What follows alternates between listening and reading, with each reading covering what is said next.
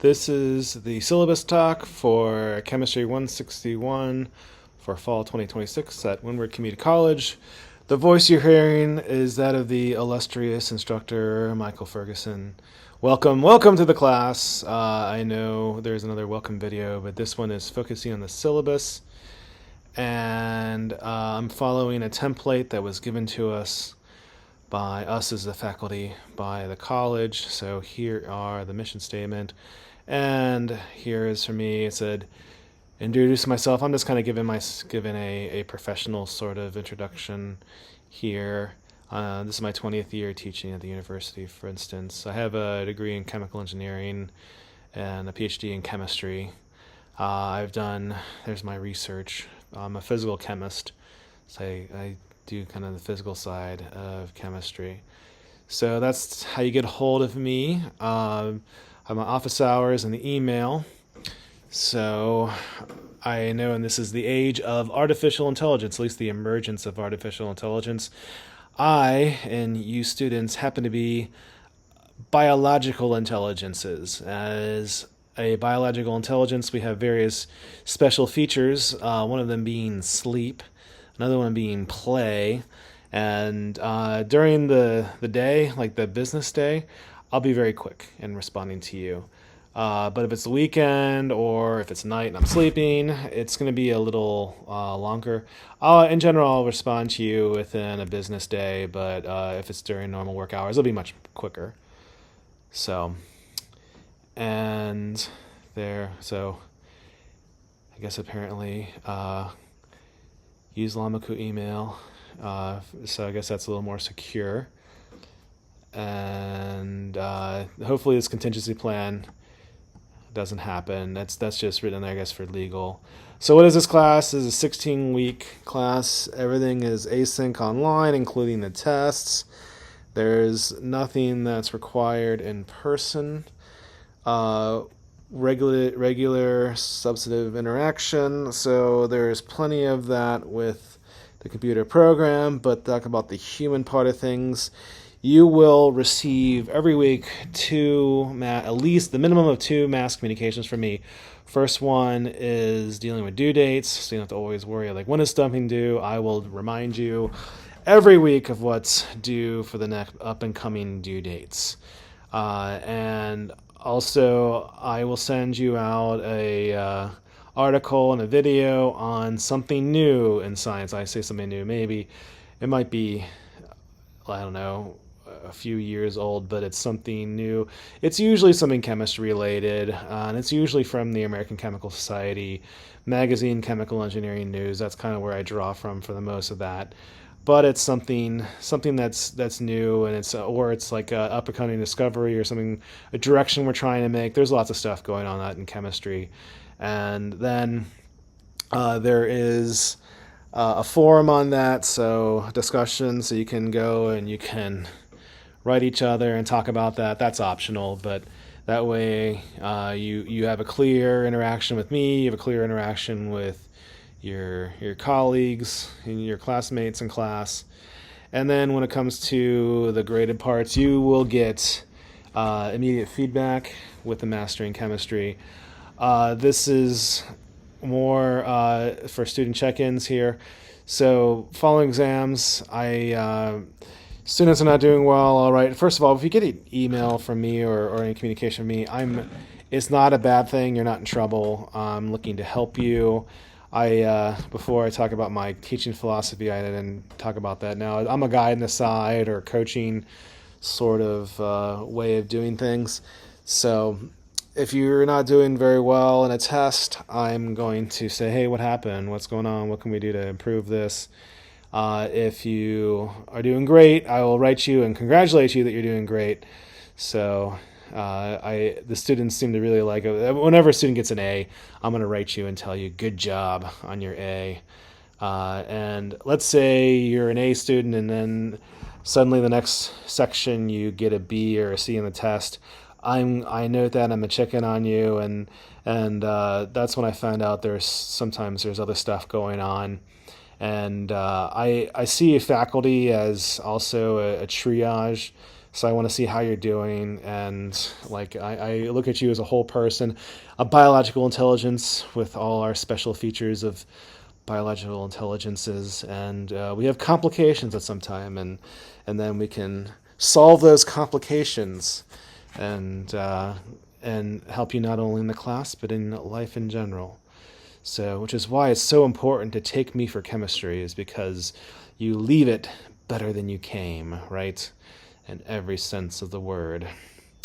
Okay, so I have to verify participation, and it's for this class. It's signing up for the using the Vital Source app, and I will, if you are not communicative, I will bug you, make sure you want to stay in the class, so you won't just suddenly be dropped. You'll be looked at to make sure that you are in the class and participating. So what is this class? Probably I wonder. We finally get here. I guess we should have started here. Basically, this is the chemistry class for scientists, engineers, and pre-med. So those are the people that take this class. So the science, engineering, pre-med pathway. So this is not the nursing pathway. This is not the non-STEM classes. Those are different classes. And also, that's in general. In general, the nursing pathway is Biochem 141 for the University of Hawaii system, and or Chem 100, depends on your degree. The non-STEM majors are typically Chem 100. This is for the freshman chemistry that everyone teaches more or less the same around the country. So honestly, we've been teaching this course the same way since about 1960. So this is one of the more standard classes, and part of that is because Linus Pauling literally wrote the freshman chemistry textbook, and it hasn't changed much since then. We have prettier pictures, but the content of this class has not altered significantly in about 60 to 70 years. So how's that for tradition? So there's the course content. So I'm just saying that to make you sure that you're in the right class. And here are the student learning outcomes. Much of this is important for if you want to transfer this class. That's there. But here is course material. You have this in your student accounts already. You just have to go through. You don't have to purchase anything. You've already purchased it as sorts. But you can opt out if you don't want to. So we're using Lamaku for our learning management system. It is a altered version of Brightspace. And I don't know, if you're used to Laulima, then you will find this as a breath of fresh air. If you're used to Canvas, you think that this is a horrible system. So I guess whatever reason the University of Hawaii decided to use this clunkier learning management system than the standard of Canvas. It works. It has most of the features. It's a lot better than Laulima. Which is Laulima is Sakai. It's an open source one, so this one you have to pay for. It's not as good as Canvas, but it's adequate. You're gonna miss some features. Like I can't link you to individual assignments outside of what's not in the system itself. But at least the grades import, unlike Laulima. But we're an upgrade of sorts. So. And let's see, we're using Brightspace. That's and various internet browsers. We're going to use mastering in this class, and I find that Firefox works well, and so does Chrome. Apple Safari sometimes has an issue. I don't use Microsoft Edge, so I don't know about that one. But one of the key features for mastering is the pop-up blocker. When I'm programming in Brightspace, I tend to use Safari just because I like the tab functions better, and it's easier to open new pages in Safari than than the other ones. So I guess, well, Chrome is very similar, but I mean, whichever one is your favorite, and make it work. So here's other things that you can use. Okay, we're getting to the part that you want to know. How do I get an A in this class? The grading policies. So 10% for each test. Homework is 35. Final is 25%. And this is also, you'll see these due dates in Lamaku. You'll see them in Lamaku. And so you don't have to like look at this, and I'll write you every week and remind you as well. So and I divide this up into 4 sections, and then with the due dates on each. And also I don't take off for late work. So one of the nice things about an online course is, like, say something happens, say it's September 22nd and you get the flu and you're just feeling terrible and you can't make the test. Does that mean you're going to fail the class? No, you're not going to fail the section. You'll take it when you get better. So what I'm trying to say is, something happens, work with me. It doesn't have to be like a terrible thing either. Like, you can't be like, I mean, maybe you're going on a trip. Maybe you're going out of the country and you're just not going to have time to it, and you need a little bit of extra time. I mean, I like those excuses better, because it's fun, you know. I mean, I don't like hearing about people getting the flu and that kind of stuff, and I think trips and people getting married or something like that, or parties, those are fun, right? That's the good stuff. Those are the best excuses, right? The ones that involve fun, other than, like, you know, work or illness or other things. Of course, I mean, those are also valid, and I you know, please let me know about those as well. But I mean, I give universal extensions, basically, you know, kind of thing. But I will nag you. I reserve the right to nag you for things that are not done, though.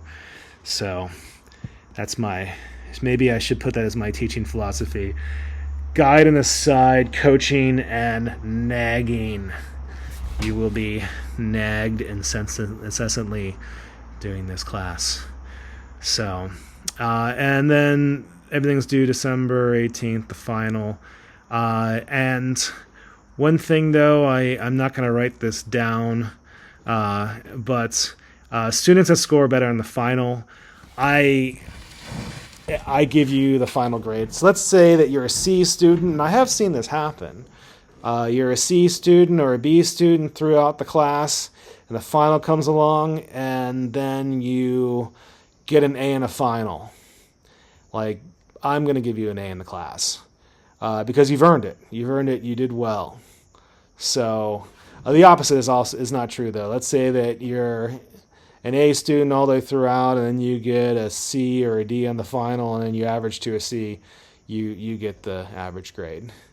But if you are a C student all the way through, and then you get to the final and you get an A in the final, you will get your grade bumped up. But if it makes you feel better, most students perform the same or increasing throughout the semester. So I do get, I know that the class is around 35. I'll probably get somewhere between 2 and 5 students that will have their grades bumped up from this. So it's also a carrot stick to get you to learn them too. And the part of that, though, is, I mean, the final, like, especially here in Gen Chem, there's so many mental models. You study, a new week comes, you get a new mental model, and it can be a lot to handle for a student. And then, but given a student enough time and the student thinking about things, it can all click at the end. Everything clicks, everything makes sense, and then you do really well. And I want to reward you for that. And that's as an instructor, that's a wonderful thing. It's wonderful when that happens for students, that they're.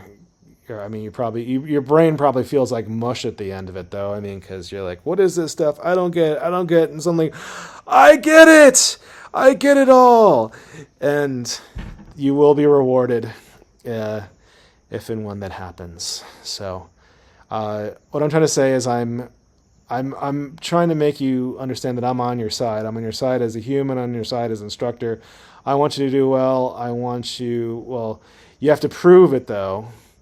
I'm not just gonna pass grades out that are high just because. This isn't Stanford or Harvard, right? We don't have grade inflation.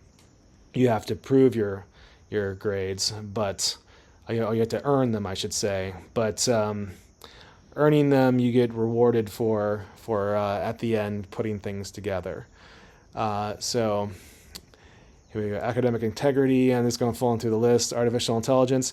I don't really plan on using artificial intelligence class. We do have discussions that are optional. I mean, I guess you could use artificial intelligence to help you write the discussions, but I mean, you don't get any advantage with that. Whenever I've used artificial intelligence to help me write things, and I mean, it's a wonderful thing, but this is not a really writing intensive class, so I'm not sure what you would use it for, but we have our policy there. Nevertheless, and when you are participating in discussions, make sure you use netiquette, and we also have grievance procedures. So here are some additional supports, and star balance. I forgot about that one. Well, that's more money. Technical support. Actually, the IT desk is pretty good. I stupidly got phished. Whatever, I did something and they seized my account, and I was able to get my account unfrozen. And in general, they're pretty good. Also, same thing with using the well, for me, I'm using this as a programmer. If you have issues with Llamaku, they can help out with that. And well, I've already mentioned basic needs. This is important, right? How are you going to focus in this class if you're hungry, if you can't find safe shelter? So this is important, and let's help you with this. If it's a mutual beneficial system, right? Because you want to do well in the class, you want to do well in life. I want to do well in the class, also in life, but you can't do that if your basic needs aren't being met. So let's work together on this. Here is the accommodation statement and financial aid.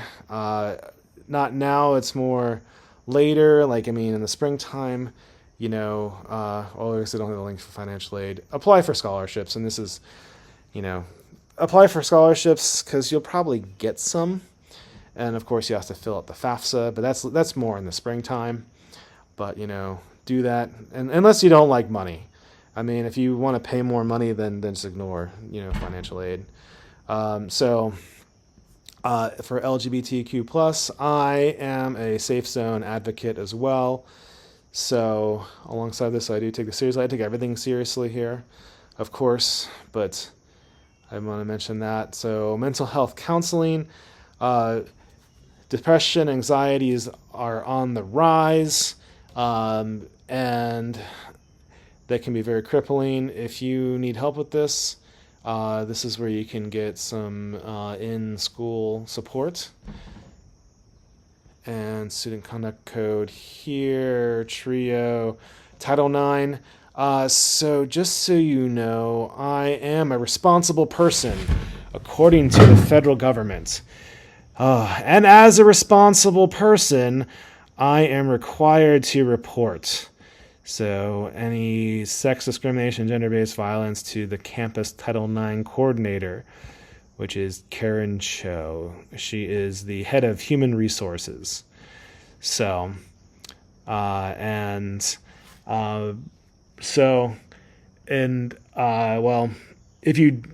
something like this happens and you want to talk about it, but you're not sure because of my mandatory reporting, Desiree here, and you can always come and ask me, like, hey, I want to talk to somebody, but I don't want to be dealing with, because you're such a responsible person, instructor. I am so intimidated by your responsible personness that I need to talk to, and not necessarily an irresponsible person, but a confidential responsible person that does not have the same level of reporting then this is Desiree, and you can always come to me, and I will direct you towards her. She's a great person to talk to. So with that there, okay, and then here's, okay, they're throwing everything on here. Geez, UH alerts. I mean, I'm surprised they're not telling you to remove the tags on your mattresses and to, launder your clothes at least once a week. I should put that on the syllabus next semester, perhaps. Like, don't slap pandas. That's another one I should put on there. I don't know if there's anything else you want to put on this syllabus. Let me know. Yeah, slapping pandas is definitely a good one that we need to think about for future classes. That's totally wrong. So, but welcome to the class. I hope you have enjoyed this syllabus talk, and I know this may be the second video that you hear with this class. So I haven't made it yet, but the intro video, that's the overview. But this one, I wanted to go over the syllabus. So again, welcome to class, and I look forward to working with you this semester. Aloha.